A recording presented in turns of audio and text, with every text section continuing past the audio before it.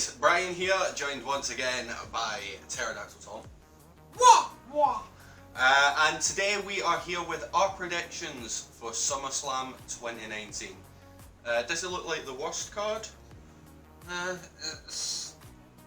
could be some alright matches. To be honest, it doesn't look like a shit card. Some of the matches look a bit meh. But all in all, it looks like it could be a pretty decent show. With that being said, should we just jump in? Let's just go for it. So the first match that we've got on the card is for the Cruiserweight Championship. It will more than likely be on, well, I say more than likely, it will be on the pre-show. And it's between Drew Gulak and ONeill. Who have you got in this one and why? Well, I'm glad to see that ONeill is actually getting a chance since 05 Live. But Drew Gulak's just got no one got the title, so he needs to go on a dominant heel run. I'm taking the same as you here. I'm taking Drew Gulak. I just want to see Drew Gulak keeping the championship, actually having a bit of a run with it. Aye. Build him as this unstoppable heel, like the big dominant 205 Live guy. He is good enough for it. So next up we've got a match that should be a squash match. It will be a squash match. Well, let's hope it's a squash match. It's between Goldberg and Dolph Ziggler. I don't even know. Need to ask you who you've got in this. No, but I do want to talk about it a little. Right, I'm going to say for a fact that obviously Goldberg's going to win. It's going to be a quick time spear and then 1, 2, 3 and it's done. But that's not what I want, because through this storyline, I've enjoyed Dolph Ziggler again, which is something I didn't think fucking possible. I hope it builds to maybe a match between Ziggler and Shawn Michaels. I mean, it's one of them. Shawn Michaels. Shawn Michaels. It's iffy if we want to see him back in the ring again, but I feel like they put on a good match them too. They would. But I'm taking Goldberg here, obviously. Obviously, I'm taking Goldberg as well. The next matchup, I've got high hopes for if done right. This is Finn Balor versus The Fiend Bray Wyatt. The reason I say if done right, it needs to be the Demon versus The Fiend. It does. And if it isn't the Demon versus The Fiend, then they should have put somebody else in this match, not Finn Balor. Or else, hopefully, if they don't put the Demon in this match, this match leads to something bigger. I mean, I don't know. I mean, I've heard rumours of Finn Balor possibly taking a break after this. It could be a case of Finn Balor loses this match and then comes back with the Demon gimmick for a match against, you know, The Fiend and the return. But it's SummerSlam, it needs to be a big match. It does. And I feel like just having Finn versus The Fiend will kind of be underwhelming. Don't get me wrong, great in-ring action, but it'll be kind of underwhelming. From a whole story stance, it needs to be the Demon. It does. In this match, I am going to be taking The Fiend. It's his first match. Not only that, I feel like if it is the Demon, it'd give Bray Wyatt this massive push to have him the first one on the main roster to defeat the Demon. Aye. It would be great to see, but as WWE, they're going to have the Demon as this big sacred thing. I've got Bray the Fiend. You're taking the Fiend as well, same reasons. Same reasons, it needs to win this match. So the next match we're going to talk about is Kevin Owens versus Shane McMahon, which should be if KO loses, you know, he gets fired. Right, let's just move past that. The match itself should be pretty half, maybe kind of decent. I mean, Kevin Owens is involved, so it's got to be brilliant. The one thing that I loved on SmackDown was that chair shot. That was fucking beautiful. But hi, who have you got? Kevin. Taking Kevin. It has to be Kevin. It kind of was. It kind of leaves the company. It really kind of. Again, I know we're sticking with the same people on here for the time being, but I'm taking Kevin here as well. It'd be stupid. I'm sick of Shane getting these big match wins as well. He beat Roman fucking Reigns. Shane McMahon beat Roman Reigns. Let's not forget that. Who beat the Undertaker at WrestleMania? Exactly. The whole fucking. But still, come on. He beat Roman Reigns. If he beats fucking Kevin Owens now, I think my love of wrestling is going to take a real hit. Yeah. Next up, we've got the United States Championship match between AJ Styles and Ricochet.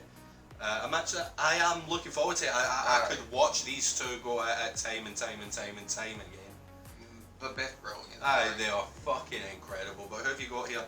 I've got AJ Styles. You taking AJ Styles to retain? Because you don't want to wreck the momentum of the OC, basically. Basically. Well, according to like Corey Graves and that, AJ Styles is part of the OC.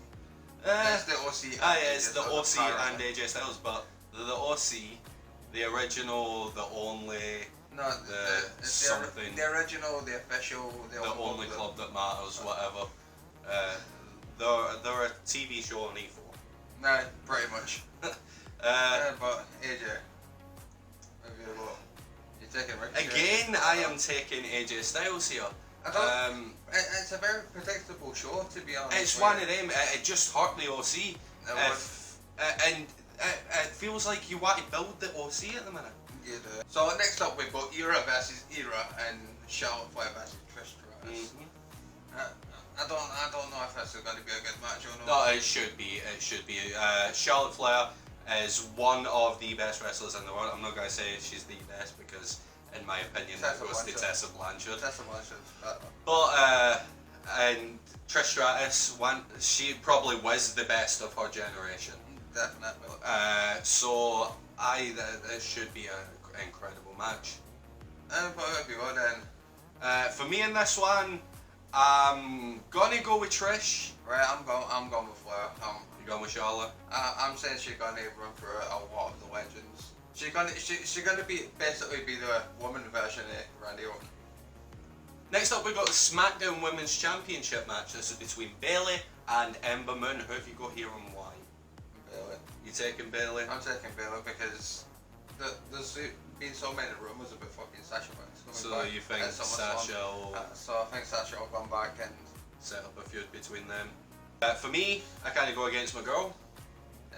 Ember Moon. Ember Moon is another massive example of the main roster wasting incredible fucking talent from NXT. Right, so next up we're going to talk about the Raw Women's Championship match, which is Natty for some weird reason versus Becky Lynch in a submissions match, which Natty, proposed and then retracted and then it got accepted apparently. Fucking. It's just got a bit weird. For me in this one, I'm going to be taking Becky. It plays into everything. I don't think they'll have the two Canadians lose in Canada on the same night. That's why I've went for Trish to get the win. Because I don't want to see Natty with a belt. All I'm going to say is Natty is absolutely fucking shite. I've never liked her. But you taking Becky then? I'm taking Becky. So you're taking both the Canadians to lose in Canada?